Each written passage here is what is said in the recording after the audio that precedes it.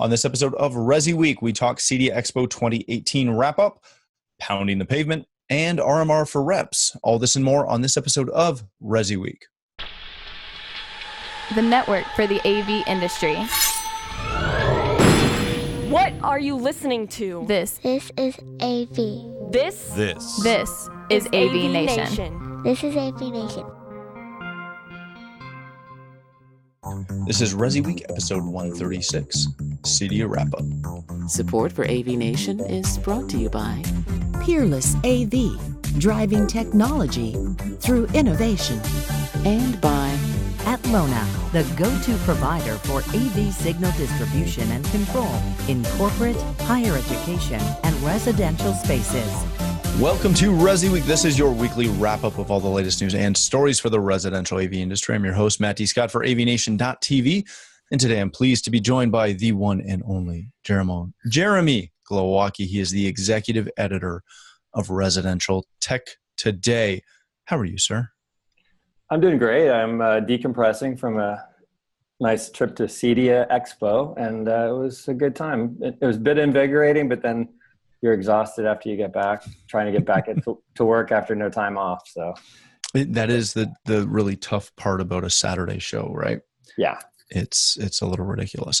And last but not least, we have my good friend, Ken Eagle. He is the director of training at Lona. How are you, sir? Man, I am great. Happy to be back. My feet are killing me still from CEDIA, trying to get the voice back. But yeah, happy. Had a great week, man. It was a good time. We're all going to be a little mellow in our vocal range today because we've been talking for the last 4 days. So speaking of CEDIA, let's jump right into CEDIA Expo. We don't really have a specific story on this because they haven't announced all the fun things like attendance and all that jazz. But gentlemen, I wanted to get both of your kind of overview thoughts first, and then we'll jump into some trends first. So Jeremy, I know you were covering the show kind of like we were and pounding the extremely wide carpeted aisles to visit as many booths as possible. What were your overall reactions to the first Emerald Expositions version of CEDIA Expo?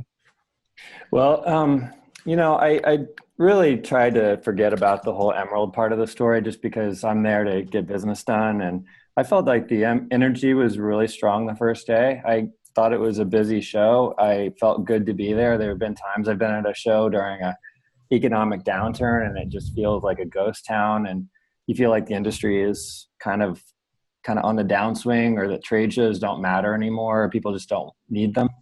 But I felt like this was a vibrant show, and I'm not going to credit Emerald with anything, frankly. I'm just going to say that it's a good time in our industry where the economy is going well. Now, I heard a couple of people say that their booth traffic was light the second day. I think it depended on where you were. It's a really long hallway. It's a hall. Very long convention hall. And I think if you were, a flow of people got sort of stuck at one end, it may take a while for that flow of humanity to actually get to the other side. And but generally, I think that it felt like a CEDIA town, and San Diego is a pretty big downtown, and you got a lot of people around that you could see that were familiar. It wasn't at all a lightly attended event, despite what rumors maybe of lower attendance overall. I have no idea. It looked like a good show to me. Very good. Ken, you were obviously in a manufacturer's booth the majority of the show, but I'm sure you got around a little bit. What were your first takeaways? Yeah, I mean, it's CEDIA, so for me, that's the most exciting show. That's where my passion's on the Resi side, and so I love going to the show over all the other industry shows. So I don't think it let down. It was exciting. There were definitely a couple of big, I felt, theme takeaways. I really felt like video was a big winner for this show. The big display manufacturers like Sony, Samsung, LG, I made it down that way a few times, and their booths always seemed really packed. I thought the projector manufacturers looked really good too. Digital Projection, Sony, Barco, Epson, gorgeous displays. I think this was a big step up for video and for HDR. I think it looked really good at this show this year. To Jeremy's point, the way that the hall is laid out, right, it is kind of long and narrow, and it did feel like a lot of traffic stuck on one end, kind of what I would call the video end of the hall. At Lona, my company, we were located in the middle. So it felt like a lot of traffic to one side. It felt a little lighter to the other side. Obviously, it ebbed and flowed throughout the day. The other side of the hall seemed to be maybe a few more do-it-yourself kind of brands mixed into there. I don't know in the future, maybe if there's a way to intermix that a little better so you spread the traffic out. But going back to video, I thought that Screen Innovations had a real attractive booth and looked like they had some pretty good traffic too. Very good. Jeremy, I do want to ask you this as far as the trend-wise. What was Ken seemed to really focus on the video side of it. That was kind of his overarching trend. What was your overarching trend? Well, I mean, more targeted individual things I observed, I guess. I would definitely say that the video aspect was great. And that's amazing because remember when there were a couple of years where there was nothing from a video company, and it was turning into a gadget show or a behind the scenes, solution show. And it was a really boring show. I mean, frankly, these are things that you need, but to walk around, there was no visual eye candy. Now there's tons of that stuff. And with 8K sort of pushing the envelope in terms of where they're going with technology, it's making them work a little harder again. And pictures don't always look great because they're still trying to figure out how to make 8K show up on a screen. But every now and then you see like a digital projection, you're like, holy cow, that is beautiful. And I finally saw Samsung's The Wall in person because I didn't go to CES, and I was blown away by that. I didn't expect what I saw. I mean, it was just like that better. That was cool. My eyes started to tune in a little bit. I started to see the panels and I understood what was going on after I was initially, but I mean, generally that's going to work amazingly. Lutron's tunable white demo, that was so Ketra. cool. Ketra, yeah, they acquired Ketra a year ago, and they were finally able to show what I've been talking about, what I've been reading about, this tunable white, this human-centric lighting thing. And they do a 1-minute demo where it's basically the sun going through its cycle in 1 minute quickly. So your eyes your brain kind of freaks out because you feel that warm noonday sun and the warmth as it goes toward the afternoon, and it kind of tricks your mind a little bit. And then lastly, I think the power side of the story, which is kind of a forgotten category sometimes, and it's not necessarily power management or surge protection, but like the battery backups and all of that. Sonnen, that company that's doing big generator products, Savant's doing that as well. You've got obviously other brands that are working in that category. Rosewater's been doing it for a while, and it's an expensive proposition, but it's like getting off the grid, at least temporarily, being able to work with lengthy power outages. And I think that there's a lot there to be explored and an opportunity for integrators to make money in a different category that they're not currently in. Very good. Yeah. Thank you for stealing all of my big hits, because those were mine. All right. Yeah, I would say probably the biggest thing that I noticed everyone talking about was video over IP. Obviously, Lona has an amazing demo with HDR and Dolby Vision. Yeah. Which that was we got to talk to. I'm blanking on his name right now. We talked to Nick. Thank you. And that's revolutionary in the way in which you guys are managing that. And then of course Samsung with the Wall, which I've seen a couple of times and have interviewed them about, but also their 8K display panels. I can't tell you how much they're going to be, but I know, and it's shocking where they're going to come in with the AI that they're doing and the machine learning, to where you'll be able to watch something that you've upconverted to 8K today, and then potentially in the perfect world watch it again in a month, and it'll have that potential to look better because their AI has gotten better. And those algorithms are changing and being updated. I found that to be utterly fascinating, the way in which they did that, because they gave us more information about how they're doing it than they could at Infocom when we first saw the commercial version of that. And of course, everybody knows I'm a big lighting and Lutron type guy.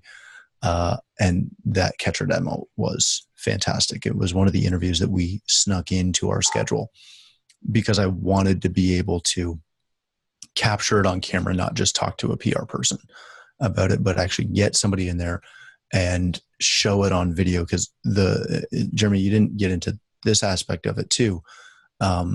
But one of the things they did in that demo, which you'll see when we post our interview from it, is they highlighted a bouquet of flowers as well as a painting. And in changing the wavelength of the LED fixture that's highlighting that bouquet, they were able to change the saturation and the color spectrum that's shining on it without having a perceived color change in the light fixture, which is the big thing. It's very easy to, in stage lighting, for example, throw a different color light on the stage and evoke an emotion. But on a device and a bouquet in this case, to change the wavelength so there's no discernible change in color temperature or color output, but have that actually change, was incredibly fascinating to me. I forgot about that. That was awesome. And equally with the artwork, I think they were sort of pitching it as trying to replicate the kind of color temperature that would be in the place where that painting may have been painted or something like that, which of course I don't know how you figure that out, but French color lighting, something like that. But it's like anything. You go through any, good museum, and they're lighting things within the museum to make those paintings or those sculptures pop. This is that opportunity. Like we've been doing this, and this is a tenet of, lighting design, to highlight the things that you want to highlight. But the way in which with tunable light you could start to do this is really fascinating to me. And there were a couple manufacturers showing, Lumistream was one, who also were showing low voltage LED with warm dimming and daylight cycling essentially, circadian rhythm, so that if you're working a night shift, you can actually get your lights to represent the sun, so that it's easier to live when you're on that night shift. It's fascinating things, and it's something that's really going to push us forward. The last thing that I'll mention before we get back to you guys, as I've now taken the majority of the opener, because that's what I do. It's my show. I'm in charge. I did get a moment to speak with Charlie Kindle, who came to Control4 from Amazon. And that was it was very interesting talking to someone who's come from, essentially big tech into our channel. It was really insightful, some of the things that he was saying, and very encouraging to hear what he was saying about the channel, again, having not grown up in this channel. And that's all I have to say about that. All right, gentlemen, let's go on to our next story of the day. This comes to us from Residential Systems and our friend Todd Anthony Puma, pounding the pavement to drum up business. Throughout this article, Todd goes over a couple of things that, he talks about that he used to do when he first got into business, when he first started, those highly annoying things like stopping someone on the street with a nice car and giving them a business card. Things like, talking to doormen, because he's in New York, talking to doormen, talking about referrals, really, going out there and hustling to promote his business. And again, how that's something that you get busy and you get away with, or get away from. Ken, I wanted to start with you on this. Obviously, Todd hit some really key points with this. I know, even just from my own company, as well as all the people I talk to, this is a trap that a lot of us fall into. We get really busy with day-to-day work, and we stop going out there and trying to find new work. We kind of know that that's important, but how important is it to continually dedicate time to not chasing down work, but searching out business? See, that's an interesting challenge. And as you may or may not be aware, in the early 2000s, for 7 years, I had my own custom AV company up in Detroit. So 7 years, great business. Absolutely love doing that. So I know exactly what Todd's talking about here. And as a small business owner, the challenge I always found myself in, that I know a lot of people find yourselves in, is you wear so many hats. And while you're out pounding the pavement, that's great until you get those jobs. Then you're writing quotes. Then you're helping pull a cable. Then you're doing trim out. Then all of a sudden you're programming and trying to answer all the customers' needs. And then that job finishes up and, oh my gosh, I forgot to book more jobs for when this one's done. It's an easy cycle to get lost in until you get enough of your own employees and your own sales team that you can trust to begin handing some of those responsibilities off to, so that you can go back to selling or get somebody else involved in selling if that's not your strong point. But I think that's really key, that you always go back to that well and you're continually lining up work so that you never have that downtime. And it very well may be that the business owner is the guy out selling or the lady out selling. But again, if that's not your strong point, then you got to hire somebody and they've got to be pounding the pavement. But somebody always needs to be doing it. I know some of the places where I personally found the most success wasn't always in just those one-offs, but it was for me in creating relationships with builders and with remodelers. Now, the builders are great because they're probably building new homes, maybe 1, maybe 5 a year. You don't know. But you get in a cycle with them where they're continually feeding you new homes. But new homes, they run it in cycles. So you're not always going to be busy, right? Until the last minute when you can get back in. So in between all of that, you got to have something else to do. And this is where I would always have at least 5 remodelers who I would network with, because they're always doing something. They're redoing a master bedroom. They're redoing a living room. They're putting an addition off the back of the house. They're finishing a basement. And inevitably, there's always something, even if it's just hanging a flat panel display with a set of speakers in a master bedroom or over a fireplace. It's a great way to keep out there, to keep your trucks rolling, to keep your guys out doing something, to keep revenue flowing, to train new guys who are coming in. All of those things. So yes, it's absolutely important. And I think Todd's right on in his story. You have to keep pounding the pavement. Jeremy, something that has stuck with me for a long time, and it's something that I do almost every week, with the exception of weeks like this where I just got back from a show. And it actually came through a mutual friend of ours through John Siaka. And one day we were eating, having dinner at a show, and we got talking about business, and he said that he always dedicates 1 day a week where the only thing he does is try to foster new business. And I think that's something, again, Ken hit it right on the head, but how important is it that we don't miss these opportunities to schedule ourselves time to foster and be fishing in that well? Yeah, well, I think that's an excellent idea.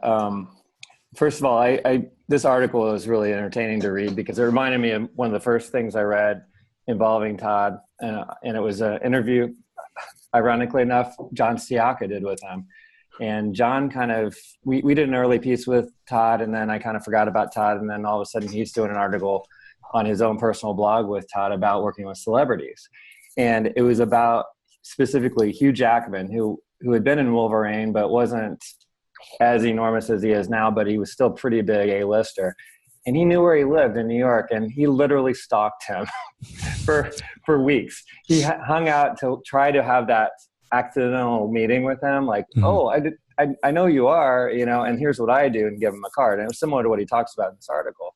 And it was just this perseverance of getting this one big fish. Like he really, for some reason, had his eyes on he probably because he was the one big celebrity he might have found out he lived there. But I think from a more like down to earth practical standpoint, people that don't live in a celebrity place where, you've got these big name guys. I think digital marketing is really important, like working with the one Firefly or somebody like that who can sort of be the one fishing for those clients for you by coming up with email campaigns, if that's what it is, or working to optimize your website to be responsive. You got someone that actually finds your website, and then you can establish a live chat with them to perhaps follow up on a question they have and become an advisor with them that turns into a business. I know a guy that gets texts whenever someone's on their website for more than, let's say, 3 minutes or something like that. Mm-hmm. He'll be the one, he's the owner, and he actually will respond. I was at a conference with him, and he was texting someone saying, hey, can I help you look for something? And those are brilliant little tools that aren't, pounding the pavement, but they're following up on digital leads. I've heard a lot of guys who join business networking groups in their community. You might have like a remodeler in that. You may have a lawyer. You may have a medical professional, someone who could be doing commercial office renovation, who knows someone that's also doing that. And it is just a networking group, but there is only one of you in that group. Mm-hmm. There's only one of that type of professional in that group, and they all trust each other, and they refer to each other or refer business to each other when they need to. And I think that and Chamber of Commerce things and other, fundraiser type events where you can actually just become known as one of them, these professionals in your community, and the specific thing that you do that they probably know no one else who does it, can turn into new business. I think all those are beneficial ways. Very good. All right, gentlemen, let's hit our last story of the day. This comes to us from Residential Tech Today, which is Jeremy's magazine. OneVision creates an RMR program for their manufacturer reps. Essentially, if you don't know what OneVision resources do, they provide service platforms for dealers. But what they're doing here is something that I don't know if I've seen before. Maybe you gentlemen can correct me if I'm wrong on this one, but I have not seen this, where essentially what OneVision is doing is through their RMR service platform that dealers can take advantage of, they're now compensating reps who have sold this to their dealers, and then their dealers are then utilizing. So not only is the dealer making RMR, but so is the tech rep who is helping that dealer and connecting that dealer with OneVision. Jeremy, I want to start with you on this. RMR is still that kind of holy grail within the industry. We still haven't seemed to completely work out how to do this. This is a new push, which again, I personally have not seen before, but I know that there are a lot of integrators who have a very tight relationship with their dealer rep. Maybe sometimes more than that manufacturer. Is this something that can potentially help RMR? Is this the missing piece that RMR for our industry has overlooked? Well, credit to reps that are still out there pounding the pavement, doing the things that they have to do. This is a tough world for reps these days. Some companies don't believe in reps anymore, but I think for those who still are using them, I think OneVision has seen the value in having that kind of field representation there. Mm-hmm. I think for OneVision, they're seeing, as brilliant as they are with their concept, and there are competitors in that space, they're not the only ones doing this. There is a lack of awareness, or maybe a lack of acceptance in this sort of way of handing off your triage level of customer service. I think it's an amazing idea. I think it's any company of a certain size should be doing this. They should be handing off those initial calls of, I need to, basically, Apple TV's out or whatever it is, you need to reboot. Those can be out of your hair. You deal with other things that are higher level issues. But then OneVision is like an outsourced service company for you. But I still talk to dealers who don't know that they exist or that this option exists as a technology. And it's stunning to me because there's so much editorial out there about this. We've written about it, lots. We've had OneVision doing guest editorials for my old magazine. There's nothing but education out there, but guys get nose to the grindstone work and they're not reading things or don't know. Reps can be the ones that kind of step in there and say, hey, it's not all about this, the new TVs and projectors and audio equipment, but there's a service opportunity. You guys really have to look at this. I think that they're smart to invest in this and give them, skin in the game as well, as a rep to say, hey, you're going to get RMR for the first time. I'd never heard of this either. I think it's an amazing idea. Curious to see how it turns out, but I think it's just more people telling that story, for them, frankly. Right. Very good. Ken, is this one of those things where we need like some sort of national brand that sells RMR? Again, not unlike OneVision, but somebody who literally is just the RMR champion for the channel to finally get people on board that RMR is something that they have to look at. Something like that wouldn't hurt. I mean, an education at a national level, awareness that Germany had mentioned. I mean, you think about RMR, it's not a new concept. I mean, back in the 90s into early 2000s, this is what the security companies were doing. And and by 2005, at least, we were talking about it in the AV world. And we've been trying ever since then to get dealers to do RMR. Some have done it, but it's been too little every year. Now we're shifting here, right? We're talking about reps. Now, first off, I love what OneVision's doing. I love what they're doing for the dealer. I too think it's great. If I still had a dealership, I would look into it because I think it's a great way to hand off some of those lightweight calls and be able to provide more for your customers while still keeping a sense of balance in your own business. So I like it. Now, the challenge I find with this article and with what OneVision is trying to do right now is to motivate the reps. Now, reps are one of those anomalies in the industry. They either work really well or you have trouble finding the right one to really fit your brand. But either way, reps typically service a region of about maybe 30% of the dealers in that region because they set up a great relationship with them. And I speak this way both from buying from reps and having worked for several manufacturers and hiring reps. Reps tend to service a couple of really strong accounts in that area. So they provide a high quality service to a finite number of customers. They don't have a huge volume of customers. And I think for them to take advantage of this recurring revenue model, they probably need to have a larger volume of customers to really see the benefit of it. So that could be a challenge for them to jump on board. If I'm a rep and I'm thinking, yeah, I can really push this and go on, but if I've only got 15 dealers who are really going to jump on this, is that enough? Maybe I need 75 to really see the benefit of this model.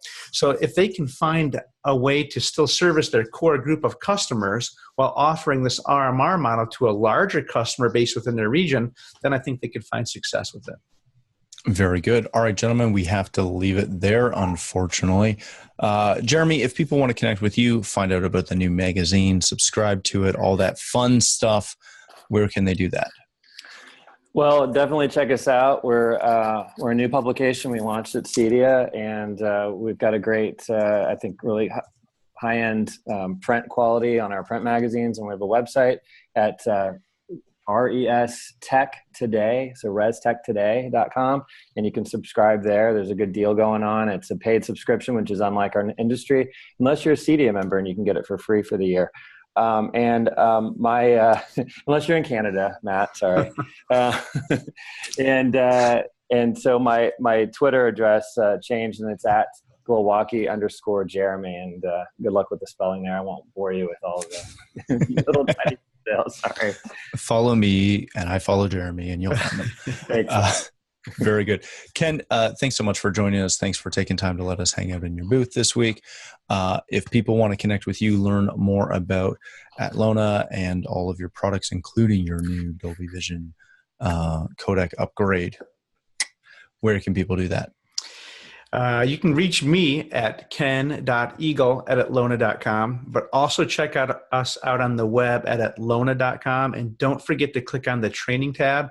Go to Atlona Academy. If you're not already taking advantage of the free courses through Atlona Academy, you need to jump out today and do that. We have over 10,000 people in the AV industry globally going through the Atlona training programs. I'm telling you, you'll love these. These are all certified classes. If you can't get in to go through the courses, at least jump out to our YouTube channel and check out all the free videos out there. We get tons of great videos. They launch every week. Excellent. Thanks again for joining us, gentlemen. For myself, if you'd like to connect with me, you can find me at Matt D. Scott on Twitter and pretty much every other social platform.